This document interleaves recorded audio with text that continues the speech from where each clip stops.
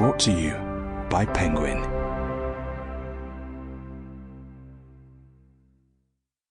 In Praise of Walking, The New Science of How We Walk and Why It's Good for Us, by Shane O'Mara. Read by Laurence Dobiesz.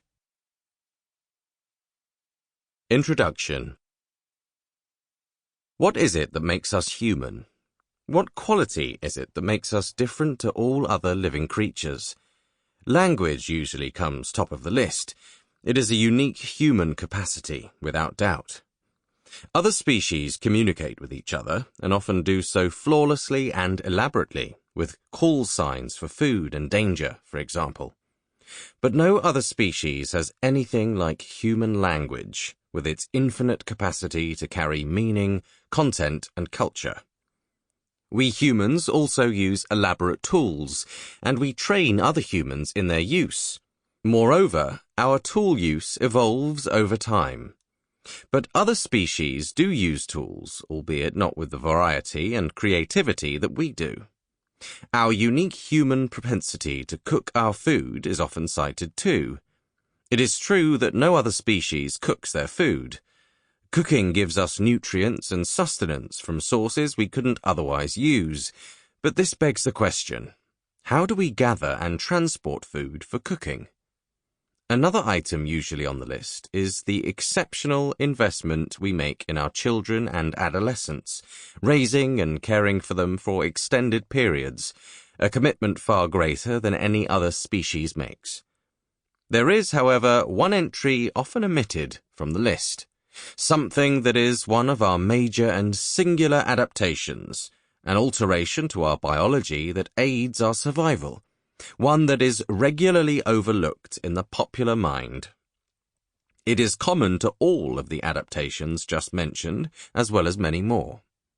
This is our ability to walk, and especially to walk upright on our 2 feet, an adaptation known as bipedalism, freeing our hands for other tasks. Almost all other land animals are quadrupeds. They walk on 4 limbs.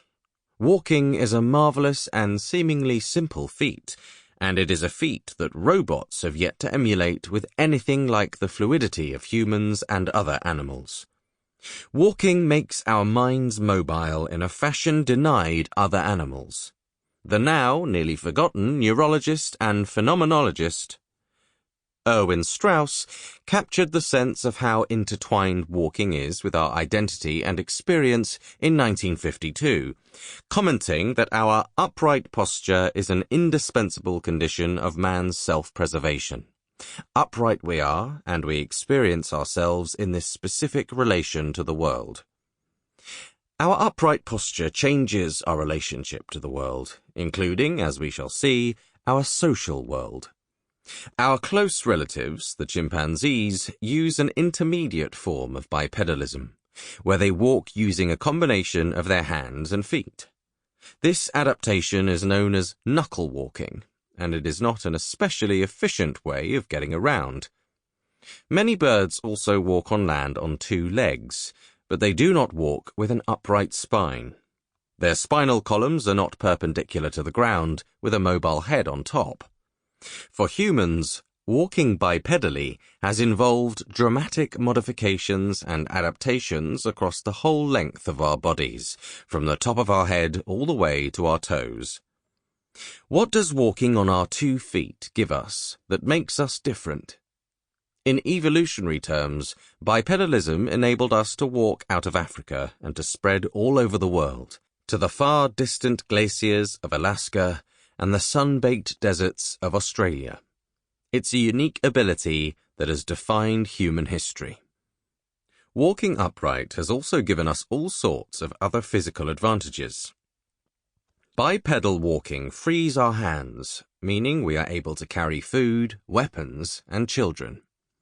Shifting locomotion to our feet, stabilizing our balance along the spine and hips, has allowed us to throw stones and spears, to creep along and attack others with primitive stone axes, to gather up the stolen spoils of assault and combat, and to quietly disappear into the night.